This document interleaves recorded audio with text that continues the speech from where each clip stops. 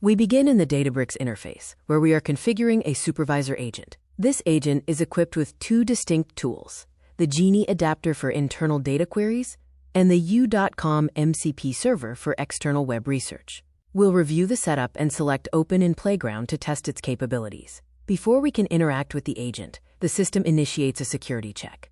We review the agent's capabilities and authorize it to act on our behalf, granting it permission to access both the Genie space and the external search server. Now we present the agent with a complex, multi-layered business question. What macro and industry signals in 2025 can explain EMEA revenue decline in Q3 for mid-market financial services customers? The agent begins its reasoning process, analyzing which tools are best suited to answer this query. The agent's first step is to verify the premise of the question using internal data. It automatically calls the Genie tool to query the data warehouse.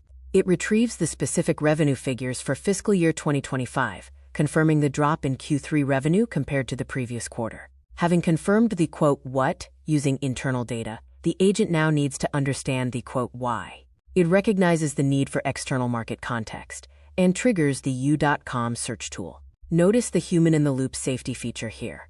The agent requests approval before executing the external search for 2025 financial services challenges. The user grants permission. The agent performs an iterative research process. It analyzes the initial search results and determines that more specific information is needed regarding interest rates, regulatory changes, and trade tariffs. For each new angle of inquiry, the agent constructs a targeted search query and pauses for user approval, ensuring full transparency and control over the data it accesses. Finally, the Supervisor Agent synthesizes the structured internal data with the unstructured external market intelligence. It generates a comprehensive analysis, citing specific factors such as trade policy uncertainty, economic slowdowns in the Eurozone, and credit tightening as the key drivers behind the revenue decline.